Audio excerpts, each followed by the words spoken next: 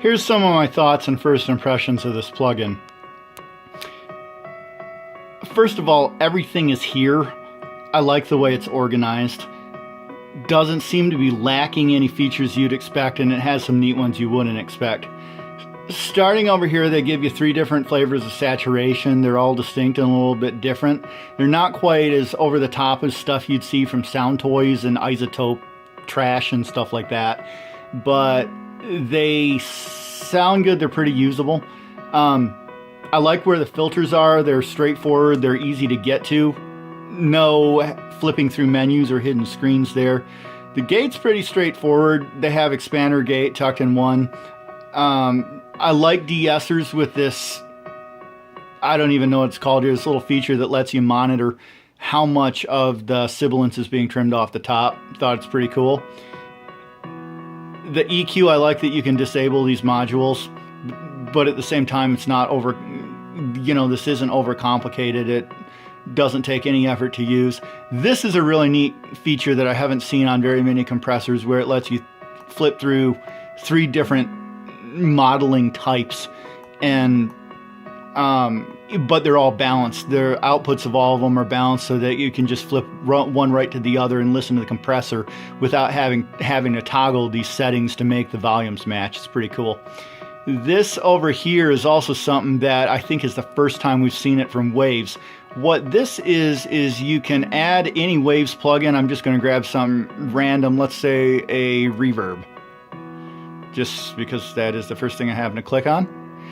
And then what just happened here is it inserts it directly into the chain.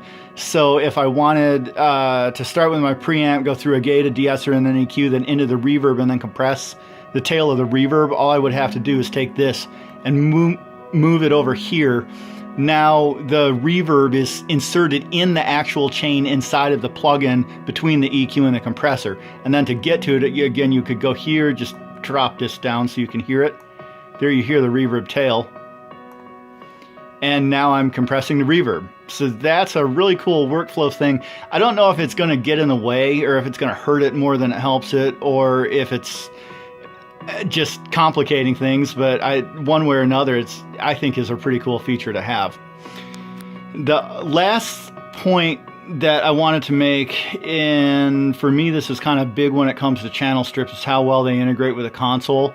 And this would go for any control surface, whether you have a System 5 and S6, or a Slate controller. When you call up right now I'm looking, anything I do here is going to be a reflection of the settings on this one particular plugin. When I call up the dynamic section, the knobs populate with the controls inside of this compressor in a way where it's very easy to find them, and they're intuitive to reach on the control surface. So right here at the very top, you have the 4 most important knobs on the compressor, which is pretty straightforward what's going on here. But it's just one of the big things about a channel strip is it's got to work with the layout of the control surface on your console, which this one does. So quick first impressions. There you go.